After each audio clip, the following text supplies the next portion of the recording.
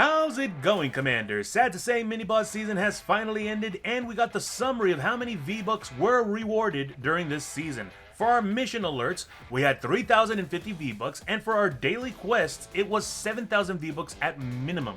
In total, during this mini-boss season, we had a total of 10,050 V-Bucks available, which is insane.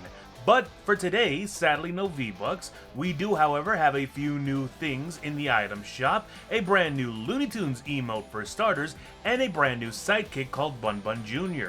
Not only that, we got the return of the Scurvy Shoals Venture season and the return of the Survive the Horde event in Save the World. But besides that, since TikTok is going down the drain, this video was posted a few hours earlier on my YouTube. Why not take a peek over there? And while you're at it, why not like and subscribe? Anyways, let's get back to the game. So, starting us off in the item shop, we got the return of the Boundless section. All these stupid superhero skins that I completely hate. We got all of these returning, as well as the supercharged weapons wrap. Hype Squad is the same as before with Humble, Bust a Move, Fast Flex, Jump Around, Larger Than Life, Timeless, Cupid's Arrow, and Buzzin' will be leaving tomorrow afternoon. We got the brand new Rabbit Season emote for Looney Tunes, which I love. This is the whole classic Rabbit Season, Duck Season little gimmick that Bugs and Daffy have. I love it. We got the brand new Bun Bun Jr. looking at this sidekick. The unlockable rewards comes with the Foil Golden Egg, the Choco Bun Egg Reaction, the Foil Teal Treat, and the Eggy Launcher emote. Which, okay, that's actually kind of cool. I like the fact that it's like an evil laugh shooting out Easter eggs with a sort of Gatling gun. Let's see. We also got the Bun Bun bundle back in the item shop. That guy creeps me out a lot. Air Jordan 1 Retro, Converse Chuck 70, Bunny Moon, Bunny Pod. Spring into Actions is basically the same as before. We still got the Super Meat Boy sidekick available. No Sweat section is the same as before. Hercules is still available, which is nice to see. Fortnite drops. We got the brand new Gnarly Charlie bundle with these Sinister's Steppers. Those are really, really weird. I do not like this bundle at all.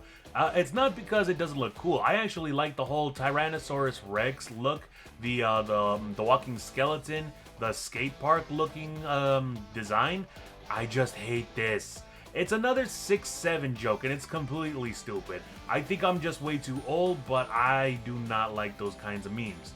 Speaking of which, we also got the return of 6-7 as well. Hate this. Diamond Hands is back. Budge, Tex Flamingo, Callisto, Starly, Bright Blaster, and Halley Skies is still available. Doggo Jr., Chef, Cuddle Team Jr., and Cuddle King, as well as the Vans X Durburger kicks and Sizzle Sergeant. Battle Ready, we got the return of The Diamond, Tigress, Blackwood Blade, Full Googly, I love this emote, Busy, Poofy Parasail, A Goat, Hexed Haze, Anwar, I like him, Xanthus, Sugar Rush, and Red Ruins. All of these kicks are going to be leaving tomorrow afternoon, as well as the Heelys too. Sadly, I wasn't able to get any of those. A lot of the Jam Tracks are going to be leaving tomorrow as well. The Icon skins like Cypher PK and Lachlan will be leaving tomorrow afternoon, as well as Snoop Dogg and his Cadillac. Revolver is still here, Rivian R1S is still available, vehicle accessories are the same, and by the looks of it, same special offers and bundles as before. Now, if you're wondering why this looks a little weird, is because with the latest update, Fortnite kind of like updated the UI of the item shop, and if I'm going to be completely honest, I really don't like it that much. It looks smaller, it looks more compact, but it also looks a little weird. I can't put my finger on it. I just do not like it.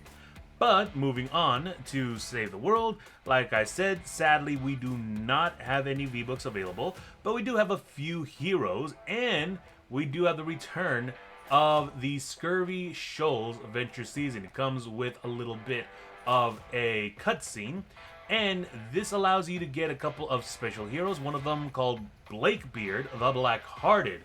We'll go ahead and get to that in a bit, but for our mission rewards in Twine Peaks, we do have Skirmisher's Edge and a power level 116 Rescue the Survivors. Where are you at? Right about here. There we go. Skirmisher's Edge. He is a ninja with the Commander perk. Train Throw decreases throwing star energy cost by 83%, which is honestly not that bad. with Snowstrike being one of the greatest heroes actually that recently came to save the world, you're definitely going to want him in your hero loadout so that you're able to throw your throwing stars again and again. Do we have anything else? Yes, we do have, in a power level 140 Hunt the Titans, Power Base Nox. Here we go.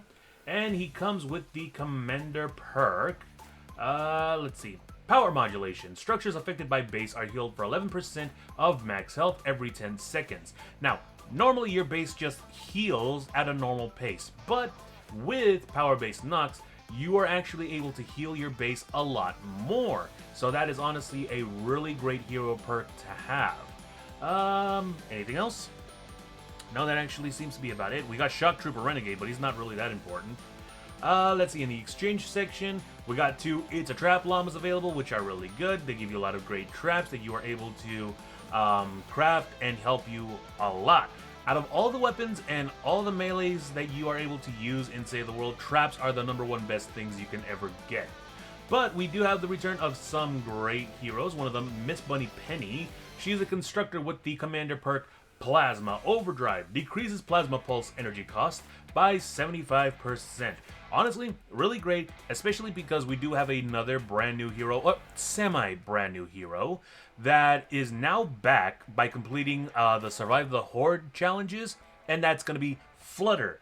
She allows you to go ahead and summon around, 6, 8 energy-based butterflies around you that deal quite a bit of damage. Every time you every time you make an elimination with your Plasma Pulse. So, to decrease the energy cost of your Plasma Pulse, that's a really good hero to have in your support slot. We also got the Swan back. I remember when this thing first came out, this was a really great assault rifle to use. Basically it's considered a light machine gun. It's a rat rod weapon, and it does fire at a decent fire rate. Let's go and look at the stats real quick. Fire rate is 9 seconds. Again, not that bad. The magazine is 50. Usually the Terminator or the Mercury LMG holds a lot more, but still, 50 is nothing to scoff at. Range is decent. The crit shot, crit damage, and crit chance could use a bit of improvement, but again, this is an epic schematic, so it's not really going to be the max. Let's see, anything else? Not really much else. Dimmak Mari is a basic hero that you can get. Let's see, what about the, Survive the Horde. Let's go ahead and see what kind of rewards we get. Actually, hold up. Believe you get them right over here. Here we go. For the Survive the Horde, we get, here we go, we get Hotwire. For completing the final wave of Survive the Horde, he's a really great constructor, not one for building, but for heavy damage. And we got Flutter over there by completing 1 weekly modifier mission. Let's go ahead and look to see what these heroes are. Honestly, love these guys a lot. Event people, let's see where you at. I should know where these guys are at. Nope, not them. Actually, hold up.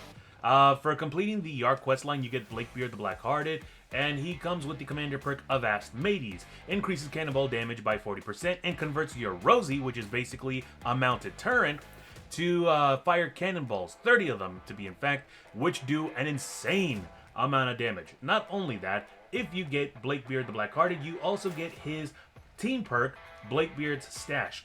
Eliminations have a 5% chance to uncover one of Blakebeard's stashes, basically a treasure chest. Searching them gives peg legs, which deal the max amount of damage for melee weapons. The only downside is that the durability is completely garbage. Coconuts, which heal you for a short duration of time while also buffing your damage, and cannonball grenades that you are able to throw all around the place. And when they explode, they break off into 3 mini cannonball grenades that do more explosions as well. Honestly, a really great team perk to get. I would highly recommend getting him.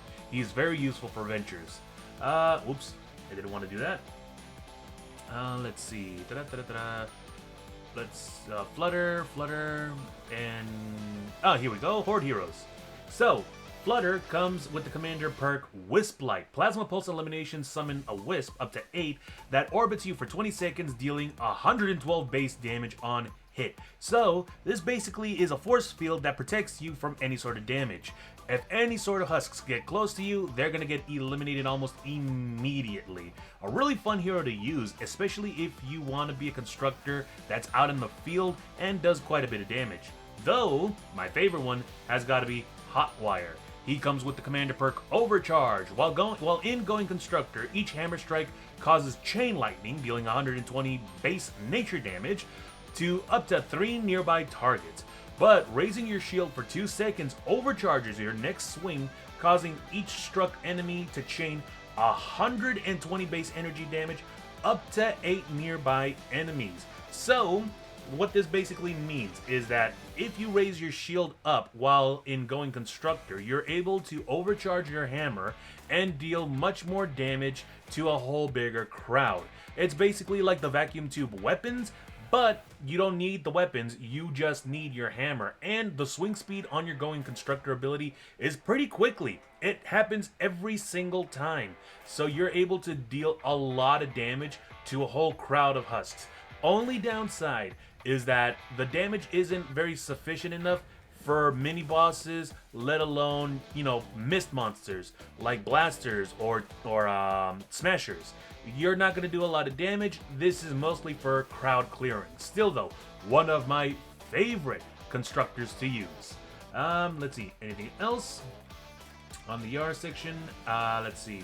Oh, well, we're not going to go ahead and see. Oh, actually, hold up. There we go. We get to see what we received. The Flintlock pistol, actually. What is this? This is the Jack's Revenge, if I remember correctly. And then once completing that, you get the Corsair. These two weapons are a set weapon, where if you deal damage with the Jack's Revenge, basically the Flintlock pistol, you're actually able to increase the damage that you use, or that you deal with the Corsair, your melee weapon, and vice versa. If you land a crit hit with your Corsair, the next shot with the Jack's Revenge does a lot more damage. So this is a really unique way of using the weapons, but still the most important schematic that you want to get would be Blakebeard the Blackhearted. He is one of the best heroes to have, not necessarily for his commander perk, but for the team perk. And that seems to be about it. So, as I mentioned before, it all depends on the person who purchases these llamas over here. It all depends on the person who purchases these llamas. You can have a completely different loadout compared to what I have on my screen. So, log on in and see what kind of rewards you got waiting for you. And that about does it for today. I'm going to try my hardest to make sure I post more content regarding this new Venture Seasons and the Survive the Horde event. But also, I wanted to ask you all, should I change my name? I feel like Nebulosity isn't giving off like a trendy spark, not like some other creators like Mista Beast or A1 Get This Money. So what do you all think? Should I change my name? And what should I change it to? I'd love to hear your thoughts. Other than that, if you commanders like my content, why not leave a like? And if you'd like to get more updates regarding Save the World, why not drop a follow? Until then, as always, stay safe and game on!